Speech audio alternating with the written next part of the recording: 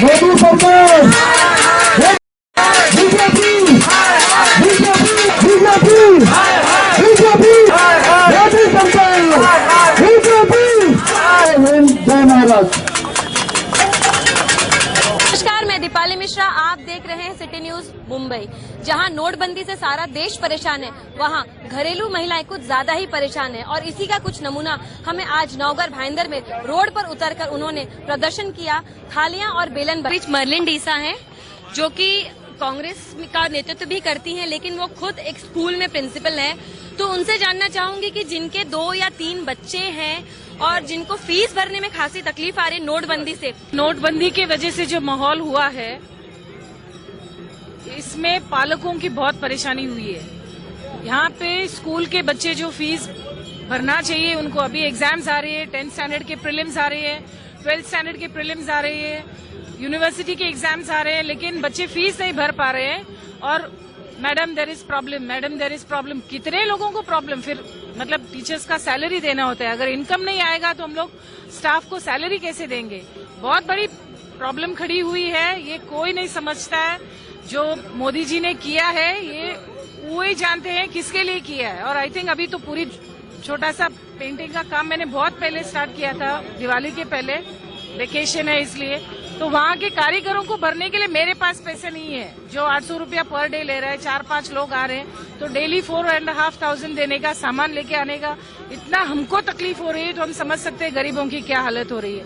हम लोग अभी एक कारवार चर्च में गए थे, कुछ ऐसे खरीदने के लिए मार्केट से गए, तो जो भी स्वाइपिंग के लिए कार्ड लिया, वो दुकान वाले 3% मांग रहे हैं कार्ड स्वाइपिंग के लिए। तो मतलब ये कीमत के ऊपर हमको 3% और देना है। ये प्रैक्टिकली मैं भुगत चुकी हूँ, अभी भुगत रही हूँ। तो मेरे जैसे और कितने लोग ऐसे भुगत रहे? हर टाइम कार्ड स्वाइप करो, 1.5%, 2% हमारा डिडक्शन होता है। ये मोदी जी किसका फायदा कर रहे हैं? हम लोग सैलरीड क्लास है।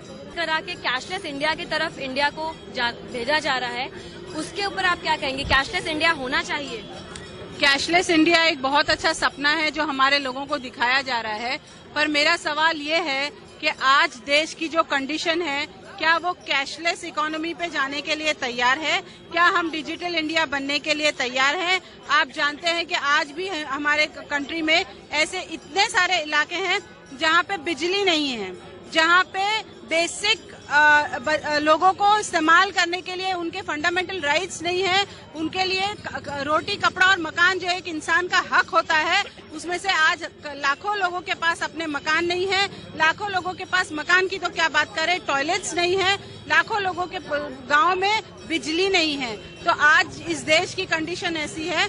इसके अलावा हजारों लाखों लोग बेरोजगार हैं। तो क्या इस कंडीशन में आप खुद समझती हैं, क्या मुल्क के दुनिया की 50 कंट्रीज कैशलेस इकोनॉमी कहलाई जाती हैं, मगर वो भी सिर्फ 30-40% ही कैशलेस हैं। पूरी तरह अभी भी वो कैशलेस नहीं हुई है। तो क्या हमारा देश इस चीज के लिए तैयार है? बंदी का असर सबसे ज्यादा घरेलू महिलाओं पे पड़ा, क्योंकि उन्होंने जो बचा कुचा जो बचत में उन्होंने नोट रखी थी, वो बंदी के कारण सारे उनके बैंकों में जमा हो गए। और रोजमर्रा की जिंदगी में उन्हें खासी तकलीफ हो रही है, चाहे वो सब्जी लेने में हो, चाहे बच्चों की फीस में हो। उस पर आप क्या बोलना चाहेंगे?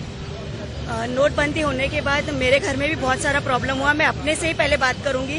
मेरे बच्चे को मुझे शिप में भेजना था, जहां मुझे उसकी फीस 50,000 भरनी थी, और अचानक नोटबंदी होने के कारण मुझे यहाँ वहाँ से किसी से बोलते ना भीख लेनी पड़ी। जब मेरे खुद के पैसे बैंक में डालने के बाद मैं निकाल नहीं सक रही थी, मैंने अपने कुछ खास दोस्तों से, अपने रिश्तेदारों से पैसा जमा करके उसकी पैसे भर के उसको मैंने शिप में भेजा। तो हमारा ही पैसा हम ही चोर, इस तरह का जो हमारे पर इल्जाम लगाया जा रहा है कि नोट काला धन, ये काला धन नहीं है।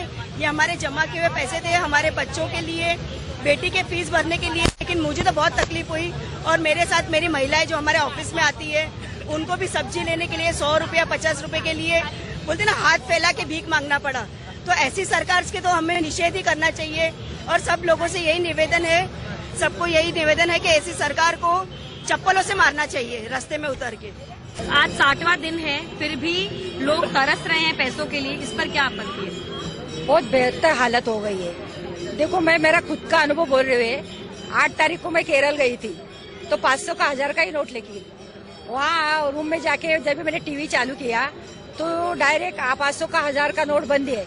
सच्चे में हमारे इतने खाने के नाले पड़ गए वहाँ, हमारे पास पैसे होके भी हम भिखारी हो गए।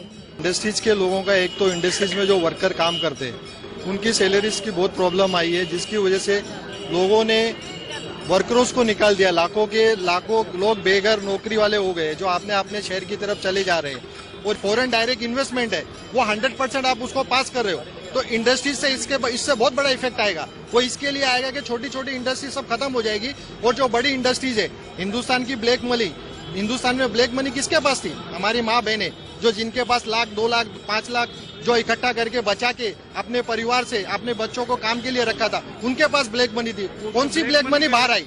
कोई ब्लैक मनी बाहर नहीं आई। अब सबसे बड़ी ब्लैक मनी जो बाहर आएगी वो मैं आपको बताना चाहता हूँ कि फॉरेन डायरेक्ट इन्वेस्टमेंट के बहाने जो हिंदुस्तान से बाहर मोदी ने जो कमिटमेंट किया था कि मैं 1000 लाखों करोड़ रुपए हिंदुस्तान में लेके आऊंगा, वो ब्लैक मनी के थ्रू वापस हिंदुस्तान में आएंगे और हिंदुस्तान की छोटी इंडस्ट्रीज खत्म हो जाएगी। ये मोदी ने नोटबंदी का काम नहीं किया है, हिंदुस्तान की छोटी इंडस्ट्रीज को खत्म करने का काम किया है। ऐसे मैं आपके चैनल के माध्यम से लोगों को बताना चाहता हूँ। और जिला अध्यक्ष अनिल, आज से 500 और 1000 के नोट रद्दी पेपर हो जाएंगे। रीजन दिया गया ब्लैक मनी की वजह से, काले धन की वजह से टेररिज्म बढ़ा है, भ्रष्टाचार बढ़ा है और मार्केट में डुप्लीकेट नोट्स बहुत आए हैं।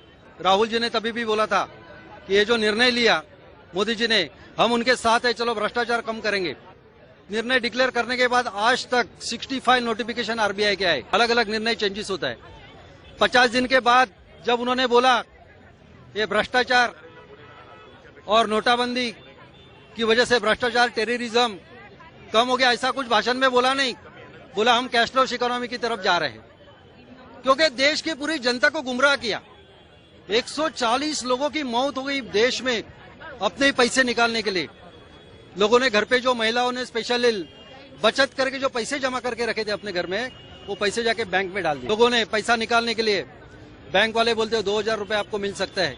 4-4, 5-5 घंटा लाइन में खड़ा होने के बाद 2-2, 3-3 दिन के बाद 2000 रुपए उनको मिला, वो भी 2000 के एक नोट। 20 और 30 पैसा किलो टोमेटो का रेट हो गया। फार्मर्स ने क्या किया?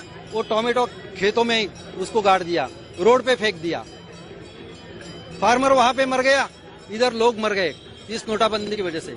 भ्रष्टाचार तो कम हुआ ही नहीं, भ्रष्टाचार वैसे ही बढ़ रहा है। कितने सारे बीजेपी के नेताओं को पकड़ा गया, लेकिन कोई भी उसकी इंक्वायरी नहीं। राहुल जी ने हमारे मोदी जी के ऊपर आरोप किया, सहारा से पैसा लिया, बिरला से पैसा लिया, अदानी से पैसा लिया, इसका कोई भी जवाब मोदी जी पूरे देश को दे नहीं पाए।